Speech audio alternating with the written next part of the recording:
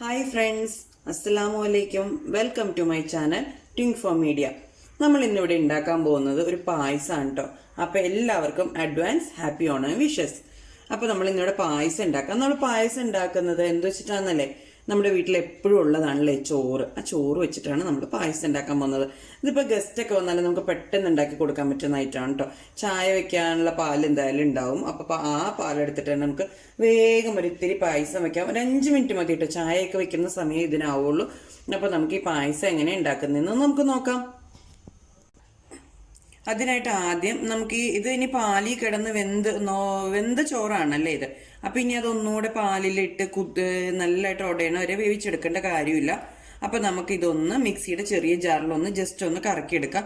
അപ്പം ശരിക്കും അരഞ്ഞു പോവണ്ട, എന്നാൽ ഇതൊന്ന് രണ്ടായിട്ടൊക്കെ മുറിഞ്ഞൊക്കെ വരൂലേ, അതുപോലെ വന്നാൽ മതി. ഒന്ന് ജസ്റ്റ് ഒന്ന് ക്രഷായി വന്നാൽ മതി. അതായത് ഒന്ന് ശരിക്കും അരച്ചെടുക്കേണ്ട കാര്യമില്ല. അപ്പം നമുക്കിതൊന്ന് മിക്സിയിൽ ജസ്റ്റ് ഒന്ന് കറക്കിയെടുക്കാം. അപ്പോൾ നമ്മളിതേ ചോറ് ജസ്റ്റ് ഒന്ന് വെറുതെ ഒന്ന് അരച്ചെടുത്തിട്ടുണ്ട്. ശരിക്കും ഒരുപാട് അരഞ്ഞിട്ടില്ല കണ്ടോ. നമുക്കിതേ ചോറായിട്ട് ഇന്നൊക്കെ തന്നെ കുറച്ച് കിടക്കുന്നുണ്ട്. വെറുതെ ഒന്ന് നമ്മളൊന്ന് കറക്കിയെടുത്തിട്ടേ ഉള്ളൂ. അപ്പോൾ ഇങ്ങനെ ചോറ് നമുക്ക് കടിക്കാൻ കിട്ടും. അപ്പോൾ അതിന് പ്രത്യേക ടേസ്റ്റ് ഉണ്ടാവും. അപ്പോൾ നമുക്കിതിനി അടുപ്പത്തേക്ക് വെക്കാം. അപ്പോൾ അടുപ്പത്തേക്ക് വെക്കുന്നതിന് മുമ്പിൽ ഞാൻ ഈ പാലിൽ നിന്ന് ഇത്തിരി പാല് ഇതിനകത്തേക്ക് ഒഴിച്ചു കൊടുക്കുന്നുണ്ട് കേട്ടോ. കാരണം ഡയറക്റ്റ് നമ്മൾ പാല് തിളച്ച് കഴിഞ്ഞിട്ട് അതിനകത്തേക്ക് വെച്ച് കഴിഞ്ഞാൽ ഇത് കട്ട കെട്ടിപ്പോവും. അപ്പോൾ ഇതിനകത്തുനിന്ന് കട്ട മാറാൻ വേണ്ടിയിട്ടാണ് നമുക്ക് തവി കൊണ്ടിട്ട് ഒന്ന് നന്നായിട്ട് ഉടച്ചെടുക്കണം. അപ്പോൾ അത് കട്ടയൊക്കെ മാറി ഇത് കണ്ടോ നല്ലതായിട്ട് വരും. ചൂട് പാലിലേക്ക് ഒഴിക്കുമ്പോഴത്തേക്ക് അത് വേഗം കട്ടയായിട്ടിരിക്കും. അപ്പോൾ നമ്മുടെ പായസം ഇങ്ങനെ കട്ടയായിട്ട് കിടക്കും. അത് അങ്ങനെ വരാതിരിക്കാൻ വേണ്ടിയിട്ടാണ് നമ്മൾ ആദ്യം തന്നെ തണുത്ത പാലിലേക്ക് ഇതൊന്നും ഒഴിച്ച് ഇതുപോലെ ഉടച്ചെടുക്കുന്നത്. കണ്ടോ ഇപ്പോൾ നല്ല കട്ടയൊക്കെ മാറി വന്നിട്ടുണ്ട്. ഇനി നമുക്ക് പാല് തിളപ്പിക്കാൻ വയ്ക്കാം അടുപ്പത്തേക്ക്.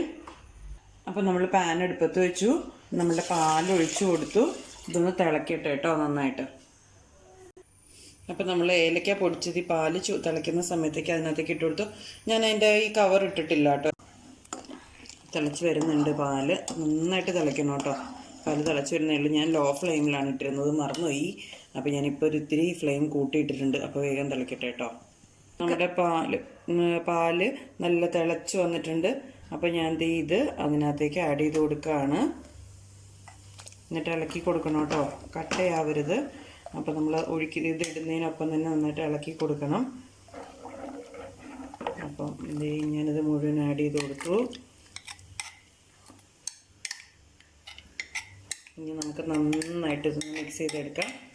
ഏലക്കയുടെ ഫ്ലേവറൊക്കെ നല്ലതായിട്ട് വരുന്നുണ്ട് ഇതിൽ. പിന്നെ പാല് മേലക്കയൊക്കെ വരുമ്പോൾ തന്നെ പ്രത്യേക സ്മെല്ലില്ലേ, ആ ഒരു സ്മെല്ലൊക്കെ വരുന്നുണ്ട്. പിന്നെ നന്നായിട്ടൊന്ന് വേവട്ടെ കേട്ടോ. നന്നായിട്ട് ഒന്നുകൂടെ ഒന്ന് തിളച്ച് വരട്ടെ. ചോറ് ചേർത്തപ്പോഴത്തേക്കും ആ തിളച്ചതൊക്കെ താഴെ പോയി. അപ്പോഴത്തേക്കും തണുത്തില്ലേ ഒന്ന് ചോറ് ചേർത്തപ്പോഴത്തേക്കും. അപ്പോൾ ഇനി ഇതൊന്ന് നന്നായിട്ട് തിളച്ച് വരട്ടെ. അപ്പോൾ ആ സമയത്ത് നമുക്ക് നമ്മൾ എടുത്ത് വെച്ചിരിക്കുന്ന കാഷ്യൂനട്ടും കിസ്മിസ്സൊക്കെ ഒന്ന് നെയ്യിൽ ഫ്രൈ ചെയ്തെടുക്കാം. അപ്പോൾ ഈ പായസത്തിന് കുത്തിരിയാണ് കേട്ടോ നല്ലത്. ഒന്നുകൂടെ ഞാൻ എടുത്തേക്കുന്ന കുത്തിരിയാണ്.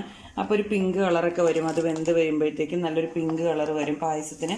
നമ്മുടെ നല്ല പാൽ പായസമൊക്കെ ഇല്ല, അരി പായസത്തിൻ്റെയൊക്കെ ഒരു ടെക്സ്ചറിൽ വരും. അതിൻ്റെയൊക്കെ ടേസ്റ്റും ഉണ്ട് കേട്ടോ, നല്ല ടേസ്റ്റാണ് ഇതിന്. അപ്പം കുത്തിരിയാണ് നല്ലത് ഇതിന്. പിന്നെ നിങ്ങളുടെ അവൈലബിലിറ്റി അനുസരിച്ചിട്ട് മറ്റേ ചോറാണ് വെക്കുന്നതെങ്കിൽ, അതായത് ചാക്കരിയല്ലേ, ആ അരിയുടെ ചോറാണെങ്കിലും കുഴപ്പമൊന്നുമില്ല. നമ്മുടെ കയ്യിലുള്ള അരി ചോറ് വെച്ചിട്ട് എടുക്കാം. അപ്പോൾ ഞാനിപ്പോൾ ഇവിടെ കുത്തിരി ആയതുകൊണ്ടാണ് ഈ അരി വെച്ചിട്ടാണ് വെച്ചത്. അപ്പോൾ ഇനി നമുക്ക് ഇത് നന്നായിട്ട് വെന്ത് കുറുകി വന്നിട്ടുണ്ട് കണ്ടോ. ഇനി അതൊന്നുകൂടെ തിളച്ചിട്ട് വരട്ടെ കേട്ടോ. കട്ട കിട്ടിയിട്ടൊന്നുമില്ല, നമ്മൾ പാലിൽ മിക്സ് ചെയ്തിട്ടാണ്, കട്ടയൊന്നും കിട്ടിയിട്ടില്ല. അപ്പോൾ നമ്മുടെ പായസം നല്ല സൂപ്പറായിട്ട് വന്നിട്ടുണ്ട് കണ്ടോ. തിളച്ച് നല്ലതായിട്ട് വന്നു, വന്നു ഇതേ. അപ്പം ഇനി നമുക്ക് നെയ്യിൽ വറുത്ത് വെച്ചേക്കുന്ന കാഷ്യൂനട്ടൊക്കെ കൂടെ നമുക്ക് ഇതിനകത്തേക്ക് ആഡ് ചെയ്ത് കൊടുക്കാം.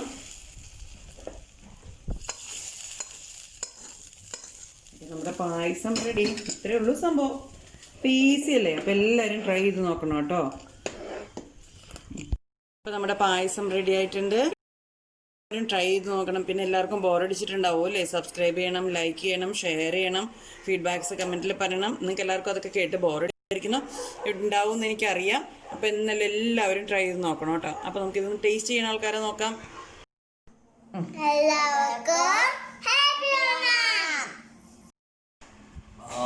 നല്ല പായസം. അപ്പോൾ ഇത് എല്ലാവരും വീട്ടിൽ ട്രൈ ചെയ്ത് നോക്കണം. എല്ലാവർക്കും ഹാപ്പി ഓണം.